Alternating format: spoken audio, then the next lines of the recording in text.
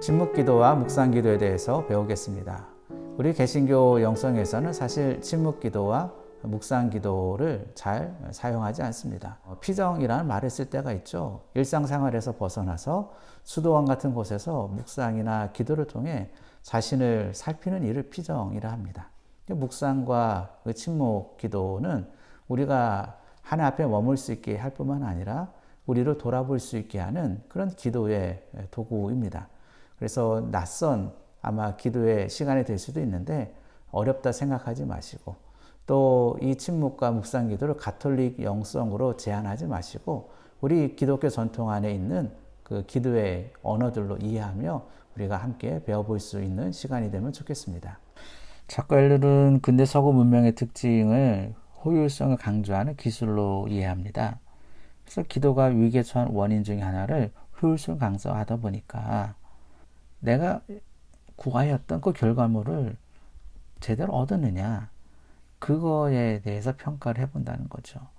그러다 보니 기도가 맹목적이고 또 광신적으로 흐를 수도 있다는 거예요.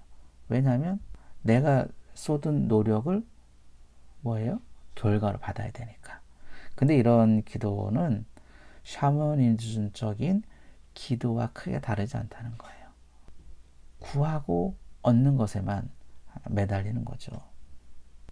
왜곡된 기도를 보겠습니다. 첫 번째로 습관적 기도예요. 예수님께서 습관을 따라 기도하셨어요. 그럼 이 습관적 기도라는 거는 그런 습관을 쫓아하는 기도, 그 습관의 행위만 있다는 것을 얘기하는 거지, 기도가 습관으로 삶의 자리에 잡은 것을 비판하는 것은 아닙니다. 기도의 자리는 나갔지만 그냥 빈 마음으로 돌아오는 거죠. 두 번째는 광신적인 기도예요. 이 광신적인 기도는 사실 많은 믿지 않은 사람들에게 혐오스러운 감정을 불러일으키기도 하죠. 이렇게 기도할 때는 사실 이성적인 부분이 마비가 될 수 있거든요. 하나님과 진지한 만남을 방해할 수도 있어요. 이런 기도는 이러한 감정적인 충만한 상황들을 연출을 해가지고 하나님이 나에게 임재하셨다는 것을 믿게 하려는 것이지, 하나님과의 소통이 이루어지는 진정한 임재는 아니라는 거죠. 세 번째는 양심을 무마시키는 기도라는 거예요. 내가 하나님께 이제 기도했으니까 하나님이 응답해 주셔야지. 그러니까 마태복음 7장에 구하라는 했는데 찾으라 두드리라는 안 하는 거죠. 기도와 삶을 통합해야 된다 그랬죠. 네 번째는 무기력한 기도예요. 뭐냐면 기도를 하나의 그냥 도피처럼 삼는 거예요. 하나님께 모두 다 맡긴다 그러고 아무것도 안 하는 거죠. 나는 아무것도 할 수 없으니까 하나님이 하셔야 된다고 그 하나 말 던져놓고 그냥 끝내버리는 거죠. 이런 기도는 잘못된 기도라는 거예요. 기도의 다찬을 보면 첫 번째는 청원이죠. 청원은 우리가 매일 반복적으로 기도하는 내용 중에 하나이죠. 근데 이 청원이라는 것이 하나님을 감동시키기 위한 그런 행동도 아니고요. 이 청원이 우리의 공로를 나타내는 그런 일도 아니라는 거예요. 청원을 통해서 우리가 하나님 앞에 마음을 열고 나가는 거예요. 기도는 사실 기복적이거든요. 청원이라는 것이 나에게 복을 내려주십시오, 구하는 것들이죠. 근데 그것을 통해서 하나님께 마음을 열고 어떻게 하는 거예요?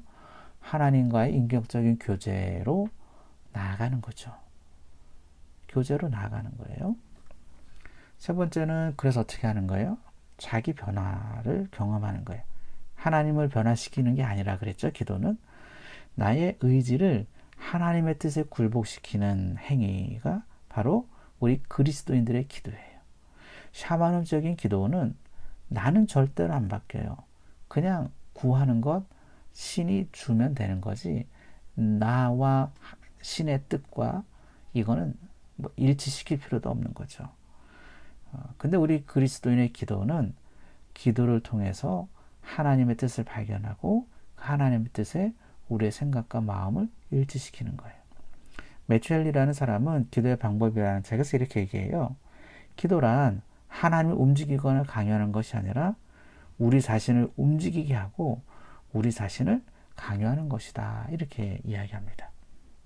그리스도인의 기도를 보겠습니다. 기도는 무엇을 구하는 것이 아니라 누구를 구하는 것이다. 무엇이 아니라 누구를 구한다는 거예요. 하나님을 구하는 것이죠. 그래서 기도를 통해서 하나님이 인간에게 또 인간이 하나님에게 나아가는 그 만남이 기도라는 거예요. 기도는 결과에 대해서 개방적인 거예요. 우리는 구하죠. 주님, 나에게 이것을 주십시오. 내가 이것을 원합니다. 이 욕구가 동기가 되어서 우리가 기도를 사실 시작한다 그러지 않았습니까? 이 청원. 근데 그 기도를 통해서 하나님께 나아간다 그랬는데 그 내용에 있어서 이제 결과들, 우리가 구하는 것에 대한 결과들에 대해서 열려있는 생각을 가져야 된다는 것이죠. 그것이 이미 기도의 응답의 시작이라는 거예요.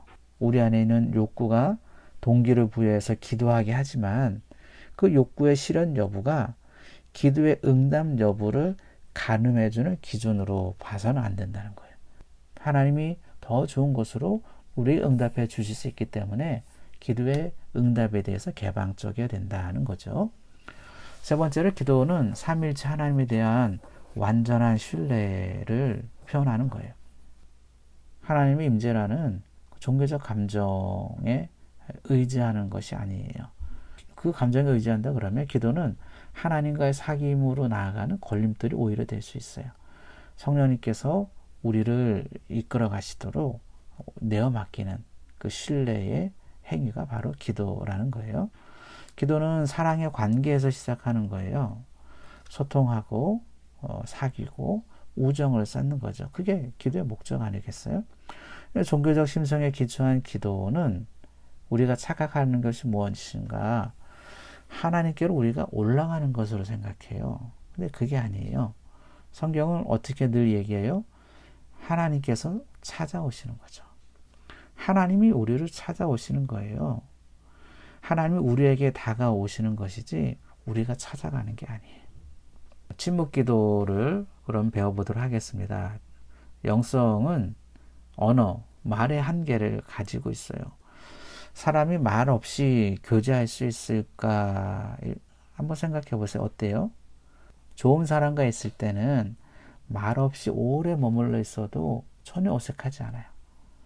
그런데 말 없는 교제의 능력이 상실되어 있는 그 자리, 그때는 언어가 주요 수단이 될 수밖에 없는 거죠.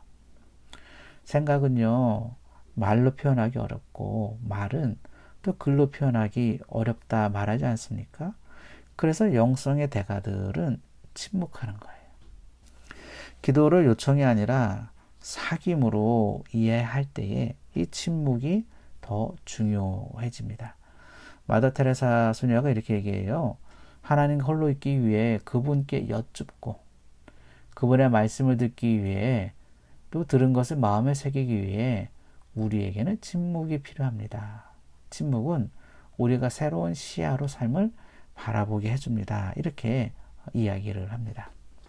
침묵 기도를 하기 위해서는 하나님께 집중할 수 있는 시간, 공간을 확보해야 합니다. 예수님이 기도하셨던 모습을 보세요.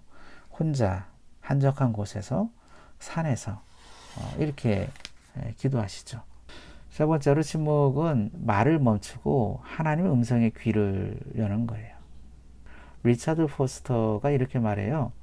입을 다물어도 하나님의 음성에 귀를 기울이지 않으면 그건 침묵이 아니다. 침묵의 중요한 것은 뭐예요? 고요한 상태에 있는 게 아니라 귀를 여는 거예요. 침묵 기도의 한 가지 방법을 소개하겠습니다. 향심 기도, Centering Prayer라 부르는데요. 중심을 향한 기도예요. 향심 기도는 1970년대 미국의 트러스피 수도원에서 토마스 키팅 신부가 만든 기도의 방법이에요. 오랫동안 침묵 기도라는 것이 우리 기독교 사회에 있었지만 그것을 어떻게 더 잘할 수 있을까?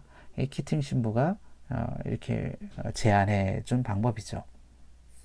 그래서 향신 기도는 우리 안에 계시는 하나님 향한 여정이에요. 향신 기도가 무엇인가 먼저 살펴보면 첫 번째로 주관적인 체험이나 감정보다 하나님을 신뢰하는 기도라는 거예요.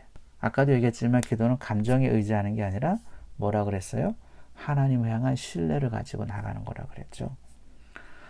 두 번째로 내적인 움직임, 또 감정, 무의식을 감추었던 또 생각들이 떠오를 수가 있는데 그것을 내적 정화의 과정으로 삼는, 우리를 깨끗하게 하는 과정으로 삼는 거죠. 세 번째로 향신기도는 주의를 집중해서 거룩한 단어를 반복하는데요. 그것은 무엇인가를 하는 행위 기도가 아니에요.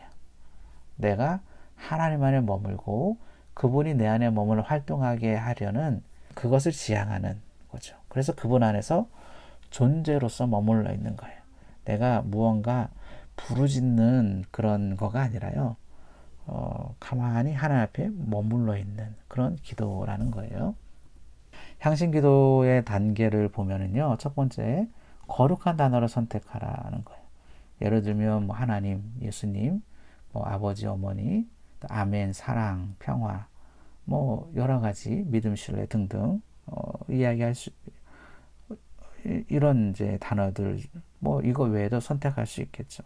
그런데 이 거룩한 단어를 선택할 때 주의할 점은 부정적인 이미지가 있는 단어들은 쓰지 않는 게 좋아요. 예를 들면 만약에 아버지라는 단어를 선택했다 생각했을 때에 아버지에 대한 부정적인 감정과 또 상처들이 많이 있다 그러면 이것이 이 단어를 가지고 하나님 앞에 집중하여 기도할 때에 걸림돌이 되어질 수 있거든요. 그러니까 그런 단어들은 빼고 다른 단어를 선택할 수 있는 게 좋다는 거죠. 두 번째로 기도할 때에 눈을 감고 편안하게 그리고 조용히 거룩한 단어를 떠올리는 거예요. 침묵으로 이렇게 있다 보니까 뭐예요? 여러 가지 생각들이 지나가고 또 이미지 또 소음 이런 것들이 거스를 때가 있는데 그냥 흘러가게 놔두라는 거예요. 여러분 카페 같은 데 가면 음악 소리가 거스를 때도 있지만 들리지 않을 때가 있지 않습니까? 집중하면 그 소음이 사라지는 거죠. 만약에 기도하는 동안에 침묵 기도의 특성상 잠을 들 수가 있어요. 그러면은 그것 때문에 아유 오늘 기도 망쳤네 그렇게 생각할 필요가 없어요. 깨어나면 다시 거룩한 단어로 돌아가면 됩니다. 어린아이가 엄마 품에 안겨서 놀다가 잠들었어요. 화를 낼 부모가 누가 있어요. 하나님 품 안에서 안식하고 쉬는 것 그것은 전혀 책망할 내용이 아닙니다. 기도하다가 여러 가지 생각이 끼어들 수가 있어요. 그러면 다시 거룩한 단어로 들어가는 거예요. 보통 침묵으로 기도할 때에 주여 이런 소리가 가끔씩 들릴 때가 있어요. 그것이 뭐예요? 하나님께로 돌아가는 그 언어의 표현 아니겠어요? 생각이나 이미지에 사로잡힐 때마다 거룩한 단어로 다시 돌아가면 됩니다. 네 번째는 기도를 마칠 때에 다시금 조용히 침묵 가운데 머무는 거예요. 그 침묵하며 시간을 보낼 때에 어떠한 기대나 이런 것들은 하지 않으셔도 되겠어요. 그냥 그 자체로 머물러 있는 거죠. 이 침묵 기도는 한 20분 정도 이렇게 하는 것을 권장하는데요. 한번 해보시면 좋을 것 같습니다. 토마스 캐팅 신부가 향신기도 수련을 인도할 때 있었던 한 이야기를 소개하면 그 수련자가 이렇게 얘기해요. 신부님, 오늘 완전히 기도에 실패했어요. 20분 동안 수만 가지 생각이 떠올랐어요. 신부가 대답해요. 얼마나 멋진 일입니까? 그것은 하나님께 돌아가기 위한 수만 번의 기회들입니다. 이렇게 이야기해요. 향심 기도할 때에, 이 침묵 기도할 때에 우리 속에 스쳐가는 많은 이야기들을 가지고 어떻게 하라는 거예요? 하나님께로 계속해서 들어가라는 거죠. 묵상 기도를 보겠습니다. 침묵과 묵상 차이를 좀 보겠는데요. 침묵이라는 것은 마음의 침묵과 정신적 활동의 정지에 이르는 거예요. 그걸 통해서 하나님과 교제하는 거죠. 묵상은 뭐예요? 마음과 정신의 활동을 가장 높은 상태로 끌어올리는 거예요. 지성적 활동인 거죠. 그것을 통해서 하나님과 교제하는 거예요. 우리 개혁교회의 영성, 기도의 영성은 사실 두 번째 거가 거의 주죠. 묵상을 통해 가지고 하나님 앞에 기도하는. 근데 이 첫 번째, 두 번째 침묵과 묵상의 이 두 가지를 같이 다 우리가 병행하면 좋겠다는 거죠. 그럼 침묵과 묵상의 결정적인 차이가 무엇인가? 침묵은 생각을 정지시키는 거라 그랬죠. 묵상은 생각을 극대화시키는 거예요. 묵상 기도라는 것은 삶의 과정입니다. 과정. 우리가 즐겨 암송하는 시편 말씀이죠. 복 있는 사람은 하나님의 율법을 주야로 묵상하는 사람이다 이야기입니다. 주야로 묵상하는 사람. 묵상이라는 것은요, 전심을 다해 하나님과 함께 생각하는 거룩한 사고활동이에요. 거룩한 사고활동. 그래서 이것은 뭐 어디 책상에 앉아서 아니면 예배실에 앉아서 할 수 있는 것, 그런 거는 아니에요. 산책하면서도 묵상할 수 있겠고, 잠자리에 들면서도 묵상할 수 있겠고, 주야로 하루 온종일 우리가 어느 때건 할 수 있다는 거죠. 그래서 시편에도 마음의 묵상이 주께 연락되기 원한다. 이런 기도가 있는데, 묵상이 우리 삶의 전 과정이라는 거예요. 묵상기도의 한 가지 방법을 소개하면 렉치오 디비나입니다. 렉치오 디비나는 라틴어인데 거룩한 독서라는 뜻이에요. 휴라는 사람은 렉치오 디비나에 세 가지 책이 있다 이야기를 해요. 하나는 자연의 책이고 또 하나는 경험의 책이라는 거예요. 경건서적을 이야기해요. 하나님이 행하신 일들을 기록해 놓은 그런 서적들이죠. 뭐 기독교 고전들도 사용할 수 있다는 거예요.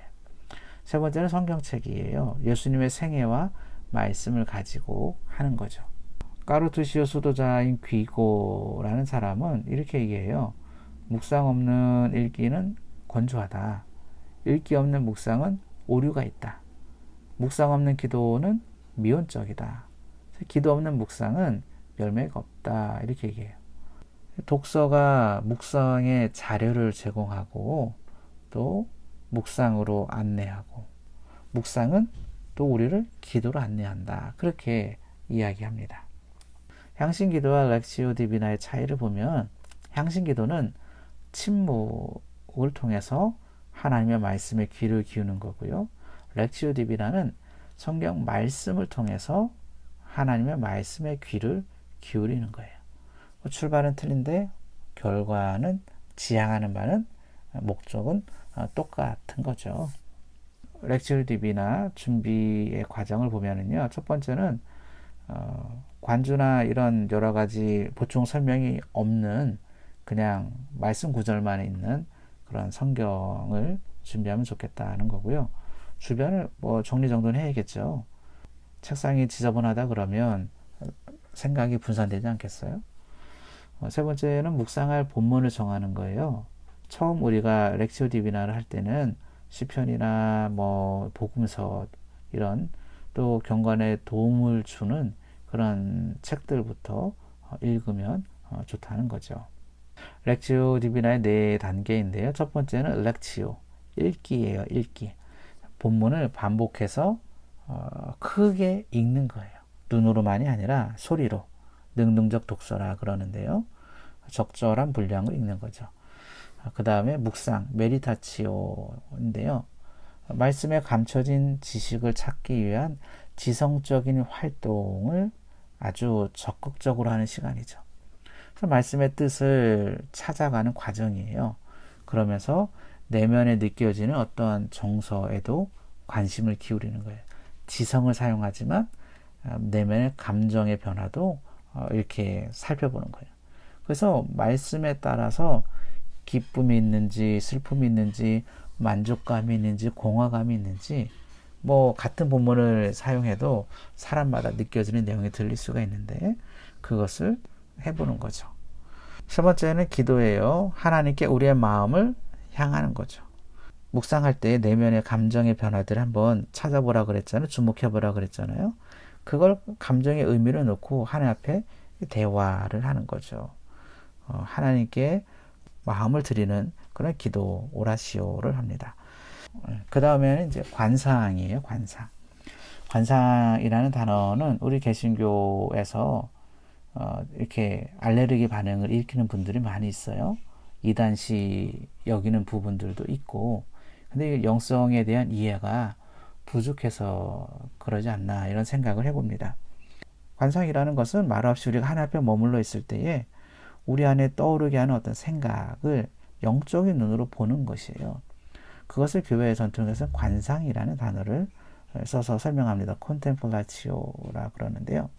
하나님의 말씀, 하나님의 품 안에서 쉬는 거가 관상입니다. T는 이 렉치오 디비나를 단순화시킨 거예요. 읽기, 묵상, 기도. 소그룹 과제입니다. 1번, 2번 계속 하시면 되겠고, 향심 기도 제가 10분이라고만 적어놨는데 20분은 처음에 아마 힘들 수도 있을 것 같으니까 알람으로 10분 정도 한번 맞춰놓고 한번 해보시면 좋을 것 같고요. 그리고 이제 렉처 리뷰나도 한번 해보시면 좋겠습니다. 강의를 마쳤습니다. 낯선 여행으로 제가 여러분들을 초대했는데요. 침묵과 묵상으로 드리는 기도 한 번쯤 여러분들이 시도해보면 좋을 것 같습니다. 별미를 먹듯이 이 낯선 기도의 훈련을 통하여서 하나님을 더 깊이 만나게 되어지고 또 우리의 내면의 모습도 발견하게 되어지는 그런 은총이 임할 수 있기를 바랍니다. 이 시간 우리가 잠깐 또 기도를 모으겠습니다. 침묵과 묵상 기도를 통하여서 하나님께 더 깊이 나아갈 수 있는 여러분이 되어지기 위해서 우리 잠깐 기도를 모으도록 하겠습니다.